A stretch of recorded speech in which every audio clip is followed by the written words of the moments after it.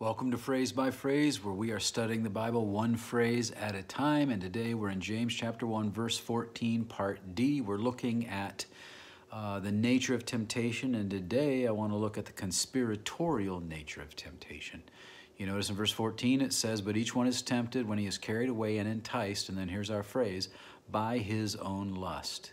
You know, when it comes to temptation, we have discovered the enemy.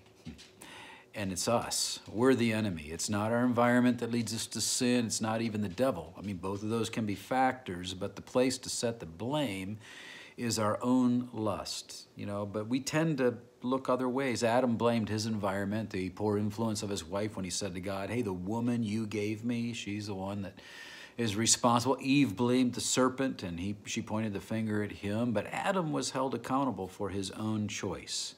The enemy is our own lust. And the problem is not the tempter without. It's really the traitor who is within. And so we have to be aware of this so we take responsibility for our own actions instead of blaming the devil or other people. And so that we realize that the enemy is around us as long as we are there. And when I'm there, the enemy's there in this sense. Romans 7:18 says, "For I know that nothing good dwells in me, that is in my flesh. For the willing is present in me, but the doing of the good is not." Or in Romans 3:10 it says, it is written, "There is none righteous, not even one. There is none who understands. There is none who seeks for God." See, the sin nature is a lust orientation. And when I think of lust, we're enticed by our own lust. You know, we think of that as being maybe a sexual thing, but lust is about the directional focus of a person's life. I like to think of it as arrows that are pointed inward. That a person who's lustful, all the arrows of life are pointed toward them. It's all about them. It's what they can get, when they can get it, what they want, when they want it, the way that they want it. So it's all about what's in it for me.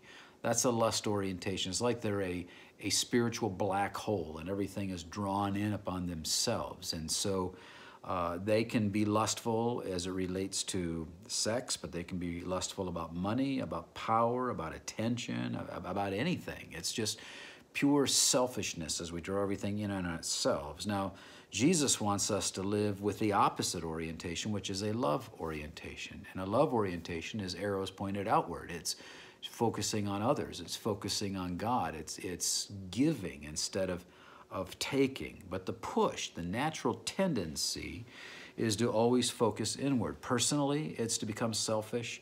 In relationships, it's to become selfish. Even in the church, it's that way. It's all about what we want and what we want, what's in it for us. And so we have to understand that that's what we're battling with. When we're dealing with temptation, you have to get down to the core of what's really going on when we are tempted for whatever it might be. Behind it all, at the very core, is selfishness. And the thing about selfishness is, let's say that a person's being tempted to lie or to gossip about something.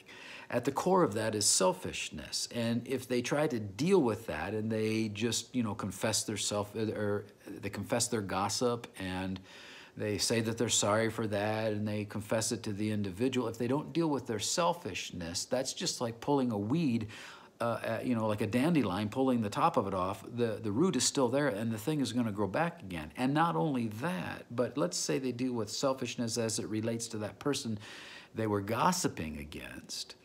If there's selfishness in other parts of their lives, it's like weeds that spread all throughout the ground and kind of connect with other weeds under the ground. You can pull out the weed here, but it's going to come up over in this area here.